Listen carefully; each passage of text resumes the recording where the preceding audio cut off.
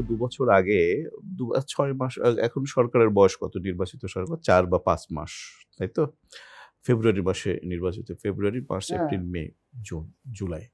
তো এর আগে একটা ইন্টারিম গভর্নমেন্ট ছিল। ছিল। ২ বছরের বা ১৮ মাসের একটা সরকার ছিল। এখানে একটা মব সৃষ্টি হয়েছিল এবং আপনি শিক্ষক বলে আপনাকে এই প্রশ্নটা করছি। আ অনেক স্কুলে বা কলেজে আমরা দেখেছি যে ছাত্ররা গিয়ে একজন প্রধান শিক্ষককে টেনে হিঁচড়ে বের করে দিচ্ছে এবং কিংবা তাদের আ হ্যাঁ, অনেক। পদত্যাগ করতে বাধ্য করছে। এই পরিস্থিতিটা আসলে একজন মানুষ হিসেবে, বাঙালি হিসেবে এবং শিক্ষক হিসেবে আ এক কিভাবে অনুভব করেছেন? এই পরিস্থিতিটা আমি লক্ষ্য করেছি। আমাকে খুব ব্যথিত করেছে, ক্ষুব্ধ করেছে। একটা মানুষের যদি দোষ ত্রুটি হয়ে থাকে, সেটা অন্যভাবে তাকে ফেস করানো যেতে পারে। কলেজ বেসরকারি কলেজে বেশি হয়েছে, সেখানে একটি ব্যবস্থাপনা কমিটি আছে। স্থানীয় এলিটরা থাকে, তার মাধ্যমে হতে পারে। মব মানেই তো একটি সন্ত্রাসী কর্মকাণ্ড, যদিও নাকি মব জাস্টিস বলে। না, এটা তো মব হ্যাঁ, ইনজাস্টিস। মব জাস্টিস না, এটা মব জাস্টিস হ্যাঁ, হতে পারে না। কিন্তু মব জাস্টিস বলা যাবে না। এটা করে স্থানীয় ওই শিক্ষকের প্রতিদ্বন্দ্বী শিক্ষকরা এটা তাকে গুরুত্বপূর্ণ একটা বিশেষ বিষয়। লেভেল দিয়ে, ট্যাগ দিয়ে অপসারণ করে সুযোগটা নেওয়ার চেষ্টা করেছে। যদি ওই লোকটি পরিবর্তিত সরকারের লোক বলে পরিগণিত না হয়, এরকম অনেক শিক্ষককে অপমানিত, লাঞ্ছিত এবং করা হয়েছে, শিক্ষকরা শিক্ষকদের অপমানিত করেছে। করেছে। পেছনে ছিল হ্যাঁ, ছাত্রদেরকে লেলিয়ে দিয়েছে। লেলিয়ে দিয়েছে। কিন্তু সবচেয়ে দুঃখজনক, যে ছাত্রকে সে পড়িয়েছে, সে তার কলার ধরেছে এবং ভাষাগত ব্যাপারটা এত নিচে নেমে এসেছে। আই ক্যান ইমাজিন যে স্যারকে স্যার বলি, তাকে তুই করে বলা হয়েছে। কয়েকজন শিক্ষক হার্ট ফেল করে মারা গেছেন। এটা খুব দুঃখজনক। পৃথিবীর কোনো জাতির মধ্যে এই ধরনের কালচার আছে বলে আমার মনে হয় না। বাবুল আনোয়ার, আমি ফেসবুকে দেখেছি, আপনারাও হয়তো দেখেছেন যে একটা ছেলে হয়তো 9-10 এ পড়ে, ছেলেটার নাম ভুলে গেছি। সে ফেসবুকে বলতেছিল যে, "আমি অমুক শিক্ষক একটা থাপ্পড় মারতে পেরেছি। এটা আমার জন্য রাইট, খুব আনন্দের।" আমিও দেখেছি। আমার মনে হয়েছে যে এই ছেলেটি সে কোন মায়ের গর্ভে এবং পিতার ঔরসে জন্ম হয়েছে এবং কোন শিক্ষকের কাছে শিখেছে। তার বন্ধু-বান্ধব যারা ছিল, তারা বা কিভাবে এই ছেলেটিকে গ্রহণ করেছে? ছেলেটি কি সত্যিকার অর্থেই একটি মানুষ না অন্য কিছু ছিল? মানুষ, মানবিক বোধ তার ছিল না। তাকে ওইভাবে উত্তেজিত করা হয়েছে যে ওই স্যারকে একটা থাপ্পড় দিছে এবং সে সগৌরবে ঘোষণা করেছে। আমি দেখেছি, অনেকে দেখেছে। কিছুদিন আগে একটা একটা অ্যাড নয় এটা, যে একজন টিচার যাচ্ছিলেন প্লেনে। তিনি জানেন না যে এই প্লেনের পাইলট তার ছাত্র। তিনি ঘোষণা দিচ্ছেন যে এই বিমানে আমার সম্মানিত স্যার আছেন। আমি অবাক হয়েছি, স্যার আমার প্লেনে যাত্রী হয়েছেন। আমি অহংকার বোধ করছি। সবাই তখন, যাত্রীরা হাততালি দিচ্ছে। এয়ার হোস্টেসের ২ জন এসে তাকে ফুল দিচ্ছেন। আর শিক্ষক আনন্দে অহংকারে কেঁদে ফেলছেন। যেটা হতে পারে, আমার ছাত্র আমাকে মনে রেখেছে।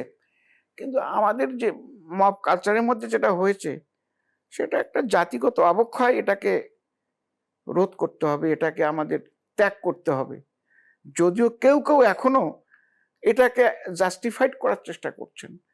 তো করতে পারে, সেটা তাদের ব্যাপার। কিন্তু আমি একজন শিক্ষক হিসাবে, একজন সচেতন নাগরিক হিসাবে এটাকে সমর্থন করতে পারি না। নিশ্চয়ই না। আবার বাবুল ভাই, আপনি এটা দেখবেন যে আমরা ফেসবুকে কিংবা পত্রপত্রিকায় এটাও দেখি যে কোনো শিক্ষক যখন বিদায় হয়ে যায় স্কুল থেকে বা কলেজ থেকে, ছাত্রছাত্রীরা কিভাবে যে কাঁদে এবং তাকে কাজে কত সম্মান দেয়, তাকে ঘোড়ার গাড়িতে বাসা পর্যন্ত পৌঁছে দেয়, এমন মানুষও আছে, আছে। আছে এবং এই যুগও আছে। আমি বলব না, ব্যক্তিগত ভাবে আমার শেষ কলেজ ছিল সাদাত কলেজ। সেখানে আমাকে ৫ বার সংবর্ধনা দেওয়া হয়। শেষবার আমি আমার ওয়াইফকে নিয়ে যাই, আমার মেয়েকে নিয়ে যাই বিভাগীয় সংবর্ধনায়। সেখানে ছাত্রছাত্রীদের আকুলতা দেখেছি, কাঁদতে দেখেছি। চলে আসার পরেও ৬টা মাস আমি এই কলেজে ২০ দিন ২৫ দিন পর গেছি, আসর করেছি। আনোয়ার স্যারের আসর। এটা অনানুষ্ঠানিক। আমরা গাছের নিচে বসতাম, আমার ছেলেমেয়েরা আসতো এবং সেখানে মত বিনিময় হতো। একটি আসরে আমার ওয়াইফও গিয়েছিল। এটা এখনো ফিল করি। এখনো ছেলেমেয়েরা রিয়ালাইজ করে যে, স্যার আপনাকে আমরা ভুলি নাই। এটি তো আপনার অর্জন। মানুষ হিসাবে আপনি কতটুকু তাদের প্রাণের মধ্যে আছেন, তারা সেটা প্রকাশ করে। আমি একটু মজার ঘটনা বলি, যে আমি হরগঙ্গা কলেজে ছিলাম, তখন একটা বাস ছিল মুক্তারপুর ঘাট পর্যন্ত যেত, ওটাতে নেমে আপনি ধলেশ্বরী নদীর ট্রলারে পার হয়ে রিক্সা হরগঙ্গা কলেজ যাবেন। তা ওখান থেকে ট্রলারে ধলেশ্বরী নদী পার হয়ে টিকিট কাটতে গেলাম, হাতটা ফিরিয়ে দেয় কাউন্টারের ছেলেটা, 2বার ফিরিয়ে দিল। তখন বললাম যে আমি তো বাসে যাব ঢাকায়, টাকা নাও, টিকিট দাও। তখন সে বেরিয়ে এসলো, বললো স্যার আপনি আমার স্যার, এটা আমি নিতে পারি না। তুমি তো ওখানে চাকরি করো। জি। তাহলে তুমি হিসাব দিবে কি করে? স্যার আজকে আপনি যান, কালকে আপনার জন্য ব্যবস্থা করব। এই বাস কাউন্টারে চাকরি করে আমার ছাত্র, সে হয়তো গরিব, কিন্তু সে আমাকে একটা কার্ড করে দিয়েছিল মালিকের কাছ থেকে, যে আমার সাথে যাওয়া আসা করেন। এটা অর্থ হলো যে এই কার্ড যখন আমি দেখাবো, ওরা আমাকে 1/3 টাকা নেবে, 30 টাকা হলে 10 টাকা নেবে। কার্ডটা আমি এখনো রেখেছি। আমি তাকে তার ফেসটা শুধু মনে করতে পারি, নামটা ভুলে গেছি। একটা সাধারণ ছাত্র, সে কিভাবে এটা করেছে। আমি আমার ওয়াইফকে বলি, অনেক টাকা পয়সা ছাত্র দেখেছি, কিন্তু ও যা করেছে সেটা আমি ভুলি নাই। এবং আপনি ওই ছেলেটা এই কাজটা যে করবে বা করার যে পরিস্থিতি, আপনার শিক্ষা, সেটা কিন্তু আপনি দিয়েছিলেন বলেই সে কিন্তু এই কাজটি করেছিল। এখানে কিন্তু আপনার শিক্ষা দেওয়ারও একটা খুব গুরুত্বপূর্ণ বিষয় আছে। শ্যামল নামে শরীয়তপুর কলেজের এক ছাত্র, আমার যখনই কলেজ ছেড়ে আমি 93 সালে হরগঙ্গা কলেজে আসি, তখন ওখানে কলেজ বিদায় দিয়েছিল, সেটা অন্য ব্যাপার। ওরা একটা বিদায় দিয়েছিল, এই সংস্কৃতি মানার ছেলেমেয়েরা। আমি ওদের নিয়ে প্রায় বসতাম বিকালে, কাজ ছিল না, কবিতার কথা বলতাম, ভালো আবৃত্তির কথা, বাদ্যযন্ত্র, সঙ্গীত নিয়ে আলোচনা করতাম। শ্যামল ওই অনুষ্ঠানে আমাকে একটা বই দিল। শ্যামল খুব গরিব ছেলে। তা আমি বললাম এটা তোমাকে দিতে হবে কেন? তা আমি বললাম এটা তো তুমি, শ্যামল একটা কম্পিটিশনে এটা ফার্স্ট প্রাইজ পেয়েছিল আবৃত্তি করে, তো এটা তুমি দিচ্ছ কেন? তো বললো স্যার আমার বাসা গেলে আপনি দেখবেন যে এই বইটা রাখার জায়গা নেই, পানি পড়ে, স্যার বইটা নষ্ট হবে। তা শ্যামলের কথা যে এই বইটা আমার স্যারের দেব, স্যার পড়বে, স্যার সংরক্ষণ করবে, বইটা নষ্ট হবে না। নষ্ট হবে না। এবং শ্যামল আমার সংরক্ষণের মধ্য দিয়ে থাকতে চেয়েছে। দুঃখজনক, এই ছাত্রটি আমার বাসায় একবার এসেছিল, পরবর্তীকালে সে মারা যায়। আমি বইটি রেখেছি, আমার ওয়াইফকে বলেছি যদি এই বাসায় 10টা বই থাকে, শ্যামলের বইটা থাকবে, আছে। এই যে সাধারণ, অসাধারণ বড় কথা নয়, যারা মানবিক বোধ, ভালোবাসা লালন করে, তারা মানুষকে সম্মান করে। এই সম্মানের বিষয়টি আমাদের খুব রক্ষা করতে হবে। মানুষ হিসেবে আপনার আমার মতবিরোধ থাকবে রাজনৈতিকভাবে, খুবই স্বাভাবিক। কিন্তু ব্যক্তি হিসেবে আপনার প্রতি আমার ভালোবাসা থাকতে হবে, শ্রদ্ধা থাকতে হবে। তা না হলে আমাদের সামাজিক উন্নয়ন হবে না। এবং একই সঙ্গে কালচারাল উন্নয়নটা খুব হ্যাঁ, দরকার। খুব দরকার। এটাই সাংস্কৃতিক বোধ। আমাদের সাংস্কৃতিক কর্মকাণ্ডের মধ্য দিয়ে ঐক্য হয়, পারস্পরিক মতামত গ্রহণের বর্জনের বিষয়টি মুখ্য হয়ে ওঠে, এবং ছেলে মেয়েদের মধ্যে, ছাত্রছাত্রীদের মধ্যে অসাম্প্রদায়িকতা এবং একসঙ্গে কাজ করার মানসিকতা গড়ে ওঠে, যেটা হচ্ছে না। আমরা অনেকে আমাদের রাজনৈতিক মতবাদ প্রচার করতে গিয়ে ছেলে মেয়েদের বিভাজন করে ফেলি, এটা ঠিক না। আর ধর্মীয় বিভাজনটাও করে ফেলি। ধর্মীয় বিভাজনও করে, কিন্তু ধর্ম মানুষের জন্য, শান্তি সমৃদ্ধির জন্য। ধর্ম খুব ভালো জিনিস, যে মানুষকে মানবিক বিবাহে ভূষিত করবে, মহানবীর আদর্শে সেটা ছিল। কিন্তু দুঃখজনক যে আমরা অনেকেই ধর্মের ভুল ব্যাখ্যা বিশ্লেষণ করে ফাটল ধরি।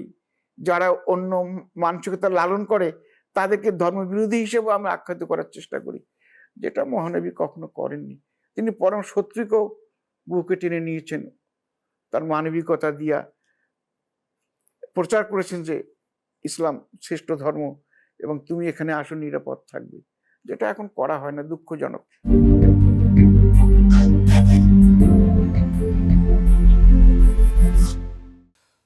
বাউল ভাই, আপনার কবিতার বই, কবিতার মায়াবী প্রহর, কটা কবিতার বই বেরিয়েছে পর্যন্ত আপনার? আমার কবিতার বই 2026 সাল পর্যন্ত 9টি, 10টি বই কবিতার। আর কবিতা বিষয়ক এটা একটি প্রবন্ধের বই, আর একটি প্রবন্ধ আছে 20 জন সাহিত্যিককে নিয়ে লেখা, বাংলাদেশের, ভারতেরও আছে 20 মনীষীর সাহিত্য সঙ্গে, দুটো প্রবন্ধের বই। আর আমার এক ধরনের অনুকাব্যের বই একটা সিরিজ আছে, ভালোবাসার লিরিক, এটা এটা হুম। খুব জনপ্রিয় এটা, এবং এটা 9টা বেরিয়েছে, এবারে 27-এ 10টা বেরোবে বলে আমি আশা করছি। ভালোবাসার লিরিক। লিরিক আচ্ছা, ভালোবাসার সংজ্ঞা কিভাবে আপনি দেবেন? ভালোবাসার সঙ্গে তো যেহেতু আপনার ভালোই, 9টা আপনার ভালোবাসা প্রিয়জনকে, বেরিয়েছে। প্রিয় বস্তুকে ভালো চোখে দেখা, হুম। তার জন্য কিছু করা, তাকে লালন করা, আর তার এটা এটা কল্যাণ এটা তো কামনা করা, এটা এটাই তো খুব ভালোবাসা। এটা তো ফরম্যাটের মধ্যে গেল, ফরম্যাটের বাইরে আসে। নারী পুরুষের ভালোবাসাটা বলেন। নারী পুরুষের, আমরা ভালোবাসা বলতে নারী পুরুষই বুঝে থাকি, কিন্তু ভালোবাসার স্পেসটা অনেক বড়। যাই হোক, নারী পুরুষ বললে পার্টিকুলার পুরুষের ক্ষেত্রে কোনো রমণী, রমণীর ক্ষেত্রে কোনো পুরুষ দূরে আড়ালে দাঁড়িয়ে থাকে, বিয়ে করলে, সংসার পাতলে, তবু মানুষ স্মৃতিগুলোকে লালন করে, ধারণ করে একান্ত নির্জন প্রহরে। এটা এটা প্রতিটা মানুষ করে, নারী পুরুষ কোনো ব্যাপার নয়। একজন মেয়েও করতে পারে, তার শৈশবের ভালো লাগার ছেলেটিকে সে ভাবতে পারে, ক্ষতি কি? এরিস্টটল তার রাষ্ট্রে কবি রাখতে চাননি কেন? এটা এরিস্টটল, মারাত্মক। সক্রেটিস তার রাষ্ট্রে কবি রাখতে চাননি কেন? এটা বলেছেন যে কবিরা একটু খেয়ালি হয়, রাষ্ট্রীয় ব্যাপারটা খুব সিরিয়াস, নিশ্চয়ই। এবং মানুষের যেহেতু জীবন উন্নয়ন জড়িত, এই জন্য কবিদের থেকে দূরে থাকতে বলেছেন, যে কবিরা কখন ভাবটাপ ছড়িয়ে মানুষকে বিভ্রান্ত করে, কথাটা সিরিয়াসলি না বললেও বলেছেন আর কি। না, কিন্তু আবার দেখুন যে সেই গ্রিসে সেই সময় কিন্তু আ সমাজ ব্যবস্থাটা বিকশিত হয়েছিল নাট্যচর্চার মধ্য দিয়ে, অফকোর্স কবিতা পাঠের মধ্য দিয়ে। এটা কিন্তু হয়েছে। এবং বিজ্ঞানের চর্চা সেখানে হয়েছে। হয়েছে। আজকে সারা পৃথিবী জুড়ে যে বিজ্ঞানের চর্চা, এমনকি চিকিৎসা বিজ্ঞানের চর্চা, সেটা কিন্তু সেই সময়। এবং বাংলা ভাষার আদিম নিদর্শন যার চর্যাপদ, সেটা কিন্তু ওই কবিতা। আমরা আগে কথা বলতাম কবিতার ছন্দে, জি। বাংলা গদ্যের বিকাশ হয়েছে পরে ফোর্ট উইলিয়াম কলেজ প্রতিষ্ঠার মধ্য দিয়ে, কিন্তু কবিতার চর্চা আগে থেকে। কবিতার জন্য মানব সমাজের সবচেয়ে প্রথম ভাষা, মতবাদ প্রকাশের মাধ্যম কবিতা। তা কবিতাকে আপনি অ্যাভয়েড করবেন কি করে? মানুষের জীবনের, যেমন বিয়ের কথা ধরুন, জি। বাসর ঘরে ছেলেটা বা মেয়েটা যাই যে যাকে অ্যাড্রেস আগে করুক, যে শব্দগুলো ব্যবহার করে, সেগুলো কবিতা। তুমি সুন্দর, তোমাকে স্বাগত, তোমাকে ভালোবাসি ইত্যাদি, এই শব্দগুলো ইউজ করা হয়। বা তোমাকে পেয়ে আমি ধন্য হয়েছি, কৃতার্থ। কৃতার্থ বোধ করছি। কিন্তু এর কিছুদিন পর যদি সেই দুটো মানুষের মধ্যে বিরোধ দেখা দেয়, তখন গদ্য কবিতার ভাষা ইউজ হয়, যেটা খুবই খারাপ আর কি। যাই হোক, কবিতা আছে, এবং মানুষের আবেগময় মুহূর্তের প্রকাশ কবিতা, এবং দুঃখময় মুহূর্তের প্রকাশ আরো কবিতা। একটা আছে যে সংগ্রামের যে কবিতা, আমাদের 1971 সালের মুক্তিযুদ্ধের সময় যে কবিতা লিখেছেন বন্দি শিবির থেকে শামসুর রহমান, আল মাহমুদ লিখেছেন, ফজল শাহাবুদ্দিন লিখেছেন, আরো অনেক কবিরা লিখেছেন। যেমন ধরুন 69-এর গণ অভ্যুত্থানে শামসুর রহমান আসাদের শার্ট, এর লাশ আমরা রাখবো এর কোথায়? আশ আমরা রাখবো কোথায়। তারপর ধরুন যে আমাদের মাওলানা ভাসানীকে নিয়ে সফেদ পাঞ্জাবি। তো এগুলো হচ্ছে প্রতিকায়িত হয়ে ওঠে, সময়কে ধারণ করে কিন্তু এই কবিতাগুলো। তাই না? তো কবিতা শুধু রোমান্টিক না, কবিতা একই সঙ্গে অফকোর্স আ কবিতা জীবন এবং সংগ্রামের হাতিয়ারও। লেনিনও কবিতা লিখতেন, রুশ বিপ্লবের মহানায়ক, এবং চীনা বিপ্লবের মহানায়ক মাও সেতুংও কবিতা লিখতেন। কবিতা বিশাল মাধ্যম, শুধু আবেগময় মুহূর্ত নয়, দুঃখময় মুহূর্ত নয়, রাষ্ট্র গড়ার স্লোগান হিসেবে কবিতা ইউজ হয়। আমাদের মুক্তিযুদ্ধের সময় সেই বিখ্যাত স্লোগান, তোমার আমার পদ্মা ঠিকানা। যমুনা মেঘনা, তোমার আমার ঠিকানা পদ্মা পদ্মা মেঘনা মেঘনা যমুনা। যমুনা, তুমি কে আমি কে, বাঙালি, বাঙালি বাঙালি। বাঙালি, এখানে মাত্রা তাল খুব চমৎকার করে মিলানো তারপর হয়েছে। ধরুন হেলাল হাফিজের সেই লাইনটি, এখন এখন যৌবন যার, যুদ্ধে যাবার তার শ্রেষ্ঠ শ্রেষ্ঠ সময়। সময়। যেমন শামসুর রহমান আর একটি, ওই আসাদের ষাট আজ আমাদের প্রাণীর পতাকা। গণ অভ্যুত্থানের নিহত এই ছাত্র আসাদ, তাকে নিয়ে ঝড় উঠলো বাংলাদেশে, আর তিনি এই কবিতা লিখলেন, আসাদের ষাট আজ আমাদের প্রাণীর পতাকা। মানুষ কি গর্জে উঠলো। অসাধারণ! একই সঙ্গে এরশাদ বিরোধী আন্দোলনে নূর হ্যাঁ, হোসেন, হ্যাঁ, নূর নূর হোসেন। হোসেনকে নিয়ে তিনি একটা কবিতা লিখলেন। হ্যাঁ, নূর হোসেনের বুক ফুটো হয়ে যায়, নূর হোসেনের বুক নয়, বাংলাদেশের হৃদয়। এই শামসুর রহমান লিখেছেন। অজর অক্ষয় কবিতা তিনি অনেকগুলো লিখেছেন, বা কখনো আমার মাকে গান গাইতে ইস, শোনেননি। কি যে মমতাময় একটা কবিতা। আপনার তখন মায়ের একটা পবিত্র ভাবমূর্তি, সব মায়ের, গ্রামের মায়েদের আছে, তারা জোরে কথা বলতে পারতো না আগে, জানেন, আচ্ছা, আমাদের শ্বশুরের ভয়ে, স্বামীর ভয়ে, ইভেন কি বড় ছেলেও ভয়ও করত, সেই মায়ের কথাগুলো ওই ল্যাপথনের গন্ধ হয়ে ভাসে। শামসুর রহমানের এই কবিতাটা আমাকে অবিশ্বাস্য রকমের বিস্মিত করে। আপনার আরেকটা কবিতা আছে হুমায়ুন আজাদের, ভালো থেকো ফুল, ভালো থেকো ফল, ভালো থেকো খুব আকাশ। চমৎকার একটি কবিতা। অসাধারণ যে ভালো থাকার যে আকুতি একজন কবির, একজন লেখকের কিংবা একজন সৃষ্টিশীল মানুষের, এ তো বিস্ময়ভূত একটা ব্যাপার। এবং আপনি হয়তো লক্ষ্য করেছেন, আপনি ফুল টুল নিয়ে, আমি বেশ কিছুদিন ধরে প্রাণীদের নিয়ে একটু গবেষণা করি। আমি খুব ব্যথিত হই এগুলো দেখে। সেদিন আমি বারান্দায় বসে কেঁদে ফেলছি। একটা বিড়ালের ৩টা বাচ্চা, বিড়ালটাকে কেজে বাঁশের একটা খোঁচা দিয়ে এখানে ছিদ্র করে দিয়েছে, ওটা সহ আটকে আছে। মা বিড়াল, ছোট্ট বিড়াল, এবং ৩টা বাচ্চা দুধ চাচ্ছে, কান্নাকাটি করছে। আমি এটা দেখে খুব একা একাই কাঁদলাম। পরে একটা সান্ত্বনা পেলাম, যে লোকটা ভিডিও করেছে, ও আচ্ছা, ভিডিওতে দেখেছেন। হ্যাঁ, সে হয়তো সম্ভবত এটাকে রিস্কিউ করবে। তখন ভালো লাগলো যে ওকে তো একজন ভিডিও করে ছেড়েছে, নিশ্চয়ই রিস্কিউ করেছে। পাড়ায় এইসব ঘটনা আমি দেখি, আমি ভাবি এই যে মা কুকুরটা শুয়ে আছে, খাবার নাই, দুধ শুকিয়ে গেছে, আমি চেষ্টা করি, আমার মতো অনেকে করছে ওখানে, হ্যাঁ, করছে। পানি দেয়, খাবার দেয়। এই যে ব্যাপারটা, আপনি যে এলাকায় থাকেন মহানগর প্রজেক্টে, আমি তো এলাকায় থাকি, রাতে আসার সময় দেখি এক ভদ্র মহিলা হিন্দু সম্প্রদায়ের, বিকাশ, ওর স্বামীর নাম বিকাশ, নিয়মিত কয়েকটা ১ নম্বর কুকুরকে, রোডে সে, হ্যাঁ, খাবার হ্যাঁ, নিয়ে আসে ৯টা কুকুরকে ৯টা, দেয়। এবং নিয়মিত কুকুরগুলো বসে থাকে, অপেক্ষা করে। এবং আমাদের এনিম্যাল লাভার্স একটা গ্রুপ আছে মহানগর প্রজেক্টের, এটা অ্যাডমিন হলো অধুনা নামে একটি মেয়ে, বিকাশও অ্যাডমিন। বিকাশ এটা করে, চিকিৎসা করে, আমরা তাকে জানাই বিকাশ টুকুন, অধুনাকে জানাই। আমি ওটার মেম্বার। যে ওই কুকুরটা পড়ে আছে, ওই কুকুরটাকে আঘাত করেছে, বিকাশবাবু দেখেন, ঠিক সে ট্রিটমেন্ট করে। এই বিকাশবাবু চাকরি করে, কিন্তু এখানে ত্যাগ করেন এই কুকুরগুলোর জন্য, জানেন।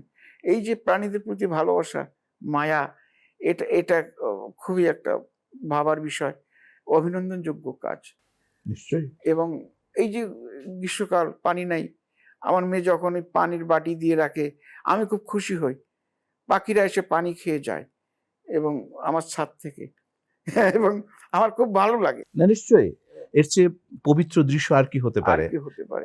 এর চেয়ে পুণ্য বলেন, সোয়াব বলেন, এর চেয়ে ঈশ্বর বানানো, খোদার বানানো সেই পাখি এসে পানি খেয়ে যাচ্ছে। এর চেয়ে পরম সৌন্দর্য আর কি হতে পারে বলুন মানুষের পৃথিবীতে? কিছুদিন আগে একটি কুকুর বারবার আমার পায়ের কাছে এসে ঘোরাঘুরি করছে, আদর করছে।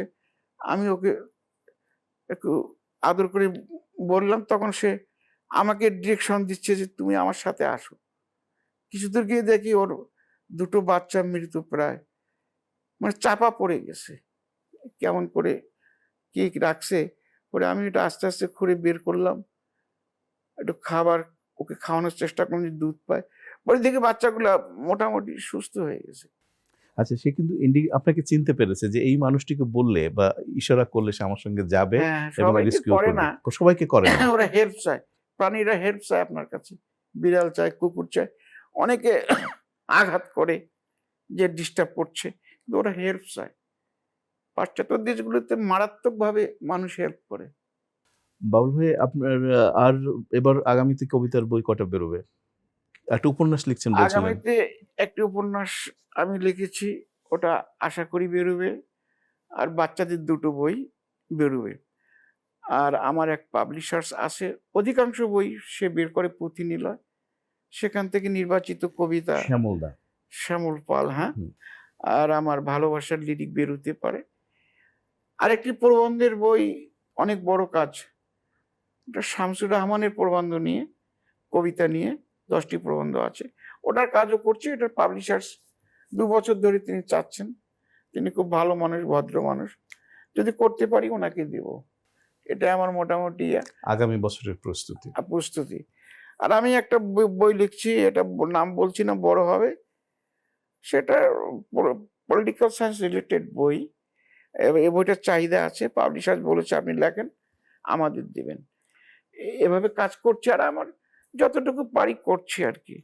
অনুষ্ঠান প্রায় শেষের দিকে প্রশ্ন উত্তর জানতে চাইবো যে এই যে পলিটিক্যাল সায়েন্সটা বললেন সেই জায়গা থেকে এই বাংলাদেশের সমাজ ব্যবস্থাকে আগামী দিনে আপনি কিভাবে দেখতে চান, কতটুকু পরিশুদ্ধভাবে দেখতে চান, এবং মুক্তিযুদ্ধ এবং মুক্ত বুদ্ধি এ দুটো সংমিশ্রণে এই সমাজটা কত দূর এগিয়ে যেতে পারে বলে আপনি মনে করছেন?